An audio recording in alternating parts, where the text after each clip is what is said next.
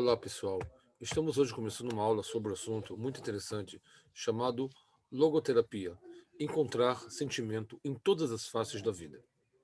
Certa vez, um rabino estava numa visita de Nihuma Veilim, consolando os enlutados. A mãe do falecido fez uma pergunta forte, expressando muita dor. Por quê? O rabino, que compreendeu a profundidade da dor, tentou explicar que qualquer resposta que seria, por mais intelectual que seja, não trará a criança de volta à vida. A mãe, enlutada, perguntou a todos os presentes: será que vocês sabem o significado da palavra paciência? A resposta é sofrimento com significado, pois na língua hebraica a palavra paciência se escreve desse modo: savlanut, samech bet lamed nun vav taf. Essa palavra é composta de duas outras palavras: savlan, paciente, mashmaut, com significado. Quando há significado para o sofrimento, esse se torna um desafio, mas quando não tem significado, o resultado é depressão. A mãe continuou dizendo que estava ansiosa para saber o real significado do sofrimento, pois disse que estava convencida que há uma mão que dirige a dosagem do sofrimento. Tudo é calculado.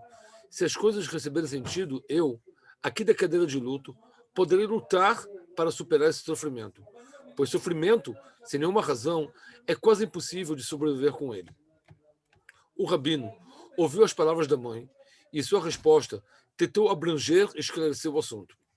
Moshe Rabbeinu, o líder do povo de Israel, desejava compreender os caminhos do Criador. Após o pecado do bezerro de ouro, ele procurou implorar para que Deus perdoasse o povo por esse terrível pecado, o que de fato realmente aconteceu. Moshe Rabbeinu viu que esse era um momento apropriado para pedir desejos. Portanto, resolveu pedir o seguinte, como consta na Torá Shemot, capítulo 33, Passuco 13. E agora, caso eu tenha graça perante a ti, avise-me quais são os seus caminhos, caminhos de conduta do mundo, para que eu lhe conheça. Nesse pedido, Moshe Rabbeinu pediu a Deus que ele participasse dos caminhos e de sua conduta no mundo. O Talmud, Brachot 7a, diz que Moshe Rabbeinu pediu que Deus lhe explicasse o porquê de haver no mundo um justo que sofre e um perverso que não sofre, pois a lógica deveria ser a contrária: o justo não sofresse e que o perverso sofresse. A resposta de Deus a Moshe foi a seguinte, como consta em Shemot, capítulo 33, suquim de 20 a 23. E Deus disse que não poderás ver minha face, pois não há homem que veja minha face e continue vivo. Você verá a mim por trás, porém, minha face não será vista.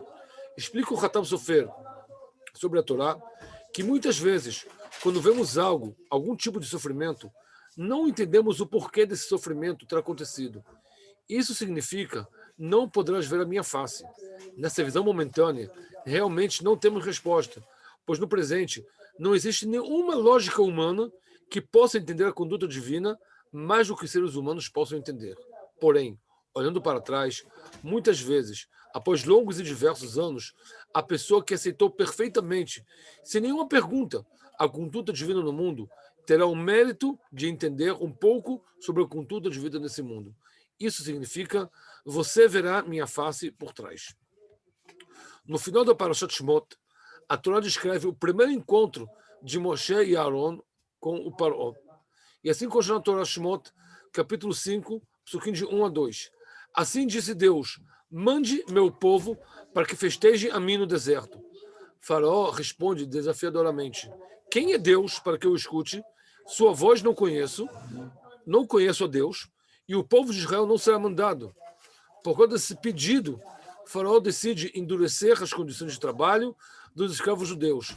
As novas ordens são enviadas aos guardas judeus, que têm o papel de cuidar de seus irmãos.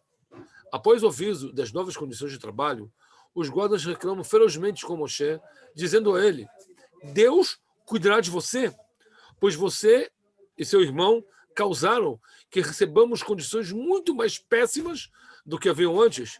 Isto é considerado que, como vocês deram ao faraó e seus seguidores uma espada para matar-nos. Em resposta, Moshe se dirige a Deus dizendo, Shemot, capítulo 5, passuco 23, por que fizestes mal ao meu povo? Por que mandastes a mim? Pois desde que encontrei-me com o faraó, falando o seu nome, ele foi mais perverso ainda com o povo. E você ainda não o salvou. Moshe Rabbeinu quer entender os caminhos do Criador. Porque ele fez mal ao povo. Dois, porque as condições de trabalho ficaram mais severas após o encontro com o faraó. Três, porque eu fui mandado. Porque eu sou responsável pelas condições severas dadas ao povo.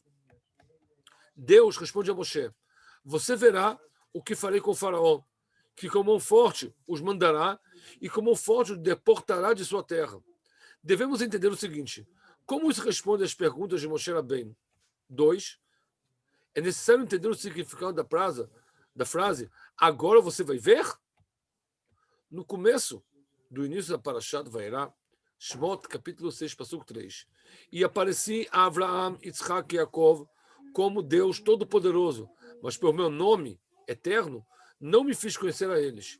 Explica o Midrash que Deus havia dito a Moshe que é uma tristeza para nós o falecimento dos patriarcas que já não estão vivos, pois muitas vezes me revelei a eles e nunca me perguntaram meu verdadeiro nome, ou seja, nunca reclamaram de minha conduta e sempre seguiam minhas palavras sem reclamar ou pensar em algo que estava errado.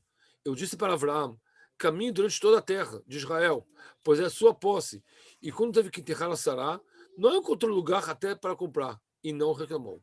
O mesmo tipo de mensagem foi mandada a Yitzhak, e quando procurou poços de água para beber, teve que brigar com os pastores de Gerar, e mesmo assim não reclamou. O mesmo tipo de mensagem foi dado a Yaakov, e quando teve que fixar sua tenda, não encontrou nenhum lugar até que comprasse com bastante dinheiro, e mesmo assim não reclamou nada. E você, Moshe, logo no início da sua missão, perguntaste a mim qual é o seu nome, ou seja, qual é o motivo de sua conduta? E depois de encontro com o faraó, reclamastes sobre a dificultação do trabalho do povo? Desse Midrash, podemos entender que há uma severa crítica sobre Moshe em relação aos nossos patriarcas. Porém, devemos entender que nossos patriarcas não reclamaram em situações particulares e Moshe reclamou em situação pública, perguntando o porquê da dificultação de condições de escravidão do povo. Será que não são situações paralelas a serem comparadas? Sobre a pergunta de Moshe, por que você me enviou, explica o Kliakar. Moshe não reclamou o fato do faraó não ter mandado o povo imediatamente, pois Deus lhe havia dito que assim seriam o decorrer dos acontecimentos. Porém, reclamou o porquê da dificultação das condições de escravidão mais do que antes, pois se minha missão não ajuda, que também não dificulte. Moshe reclamou o porquê de Deus ter mandado justamente a ele, que tinha dificuldade de fala, talvez por uma pessoa não tão nobre, ter solicitado o faraó a libertação do povo. O faraó sentiu não respeitado e, por isso, dificultou as condições. Os sábios de Mussar explicam que a principal reclamação sobre Moshe foi pelo fato que reclamou sobre a dificultação das condições de trabalho. Uma dificuldade que, aos olhos de Moshe, era um mal em sua essência, sem nenhum objetivo à vista. Moshe teve uma visão ampla, não teve uma visão ampla, pensando que nunca sairá de Deus algo estritamente mal sem nenhum objetivo. Podem acontecer situações amargas, temporariamente, que no final do processo será revelado como uma doçura. Isso é comparado a um remédio, que no início tem um sabor muitíssimo amargo, mas depois vem a doçura. Expressar dor é algo legítimo, porém, devemos saber que a amargura é temporária. O motivo da dificultação dos trabalhos, das condições de escravidão, é um fenômeno natural, pois qualquer processo da natureza, quando está prestes a terminar, ele demonstra todas as suas forças, sabendo que em pouco tempo já estará fora de ar.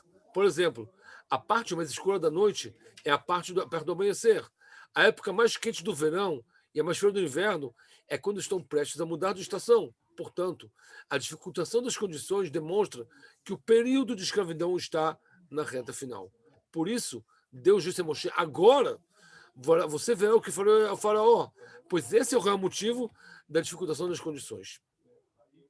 Um renomado filósofo pesquisou o segredo sobre a sobrevivência do povo judeu no mapa da história. Qual é a força e a potência do povo judeu? Sua conclusão foi a seguinte: os judeus são, sem dúvida, a mais poderosa, mais estável, a raça mais intocada de todas as outras raças que vivem na Europa de hoje.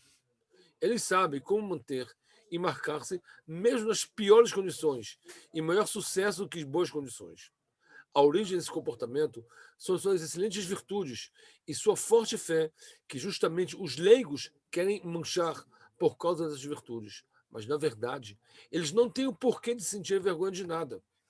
Ao observar os problemas para Shot do Sefer de Shemot, percebemos que essa fé forte e potente nasceu na terra do Egito. Lá, o povo recebeu o título forte de combatente, que supera e sobrevive todas as dificuldades.